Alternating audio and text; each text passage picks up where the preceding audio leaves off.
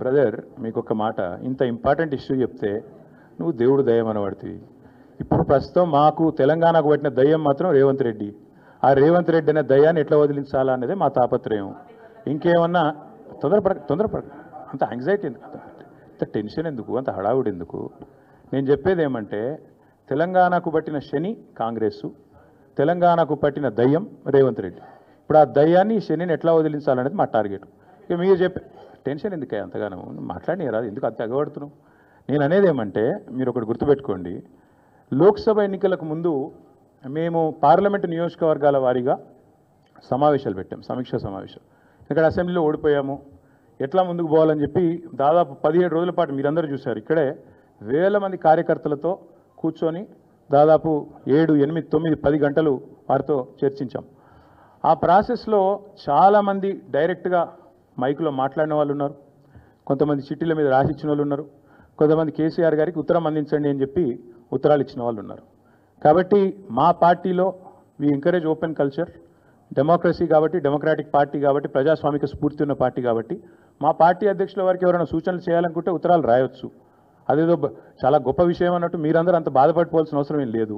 నేను అనేది ఏమంటే మా పార్టీలో డెమోక్రసీ ఉంది కాబట్టి మా పార్టీ అధ్యక్షుల వారికి మా పార్టీ నాయకులు ఎవరైనా సరే అప్పుడప్పుడు సూచనలు సలహాల రూపంలో లిఖితపూర్వకంగా ఇవ్వచ్చు, ఓరల్గా ఇవ్వచ్చు, రకరకాలుగా ఇవ్వచ్చు.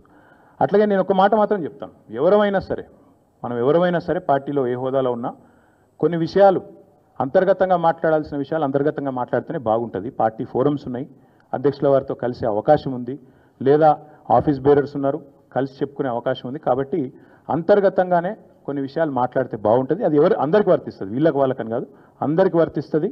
తప్పకుండా ఎవరమైనా ఒకటే, ఈ పార్టీలో అందరం కార్యకర్తలమే, అందరికీ కూడా ఇదే సూత్రం వర్తిస్తుంది. కాబట్టి మీరు కూడా దయచేసి ఇంత ఇంపార్టెంట్ ఇష్యూ మాట్లాడితే దీని మళ్ళీ మీరు, నాకు తెలుసు మీ సంగతి, you are intelligent, unfortunately I'm also intelligent.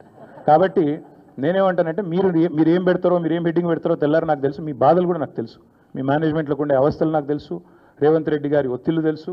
కాబట్టి నేను ఎక్కువ చెప్పను, ఒకటి మాత్రం చెప్తాను, మా పార్టీలో డెమోక్రసీ ఉంది, మా పార్టీలో సలహాలు సూచనలు ఎవరైనా ఇవ్వచ్చు, ఎట్లా అయినా ఇవ్వచ్చు. గతంలో పార్లమెంట్ సమావేశాల సందర్భంగా లేఖలు వచ్చినాయి, సూచనలు వచ్చాయి, అట్లా వచ్చినప్పుడు వాటిని ప్రజాస్వామికంగా స్వీకరిస్తాం. థ్యాంక్ యూ, మీ అందరికీ thank you.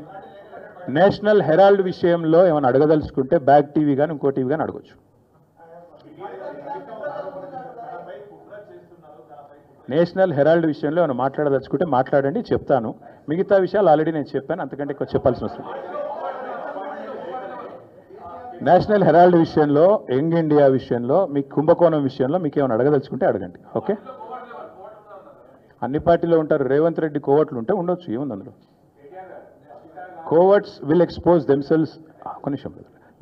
Coverts will expose themselves in due course of time. Enduku tondara enduku? Yes, Bal.